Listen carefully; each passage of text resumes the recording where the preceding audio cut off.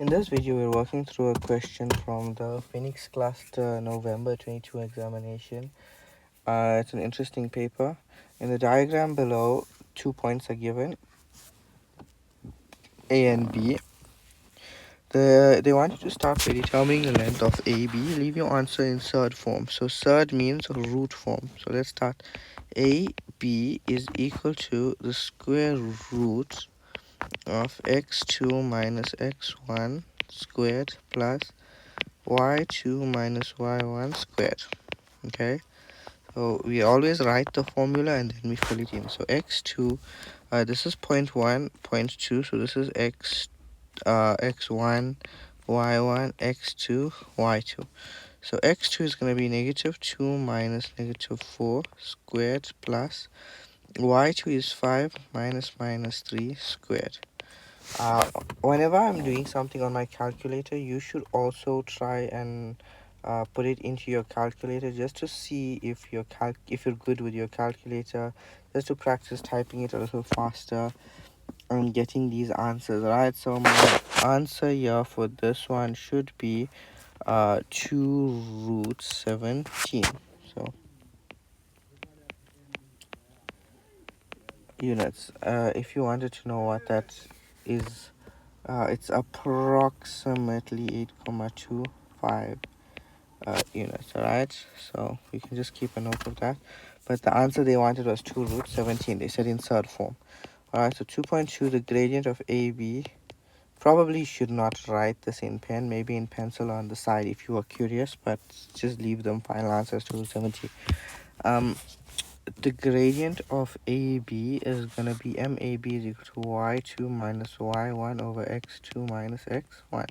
We've already labeled x2, I2, I1, x1, all of that, so let's just go ahead and fill this in. 5 minus minus 3 over minus 2 minus minus 4. Again, practice typing into your calculator.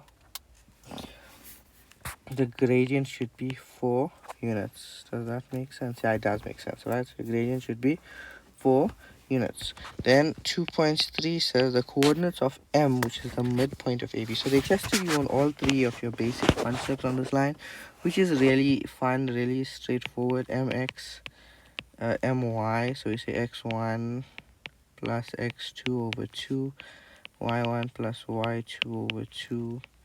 X1 is going to be negative 4 plus negative 2 over 2. So negative 4 plus negative 2 is going to be negative 6. So that's going to give you negative 3. Alright. Y1 is negative 3 plus 5 over 2. And that's going to give you 1. So your coordinates of M, the midpoint, is negative 3 and 1. 2.4. This is an interesting question. So the value of P, alright, so here's P over here. Here's P over here. If the line OC is parallel to AB. Now, what does parallel mean? Parallel means they're the same gradient. So that means OC is parallel to AB. That means the gradient of OC is equal to the gradient of AB, which is 4 units. Alright. And they're giving us is the origin and what. Alright. So before, there's two ways to do this. I'm going to start by finding the equation of this line. Alright. The equation of that line can be found is y is equal to mx plus c. In this case, y is equal to 4x plus c because your gradient has been given as 4. And the y-intercept here is 0, so it's just 4x. At this point, we've got an x coordinate. We just need the y coordinate. So we can say that p is equal to 4 into 2, that x coordinate. We subbed in 2 and p. So p is equal to 8. And that'll be your answer. Alright, so that'll be your answer. The other way to do it is that the gradient is equal to y2 minus y1 over x2 minus x1. And you'll be finding the gradient from here, but you already know that the gradient is equal to 4. The y2 value is going to be p, and the y1 value is 0. The x2 value is 2, and the x1 value is 0. And then you can just say 4 is equal to p over 2 cross multiply p is equal to 8. And that's your final answer.